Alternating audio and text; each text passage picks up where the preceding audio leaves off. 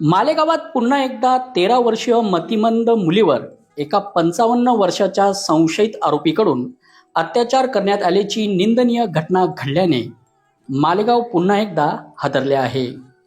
पीडित बालिकेला दीपक धनराज छाजेड राहणार मालेगाव जिल्हा नाशिक वय वर्ष अंदाजे 55 या संशयित आरोपीने फूस लावून त्याच्या स्कूटीवर बसवून एका पडीत जागेवर घेऊन जाऊन अत्याचार केले।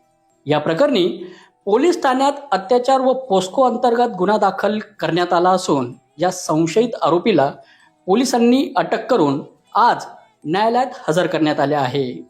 आरोपीला 29 नोव्हेंबरपर्यंत पोलीस कोठडी सुनावण्यात आली आहे। नुकतीच मालेगाव तालुक्यातील डोंगराळे गावातील 3 वर्षीय बालिकेवर अत्याचार करत तिचा निर्घृण खून करण्यात आल्याची घटना ताजी असतानाच जनतेचा रोष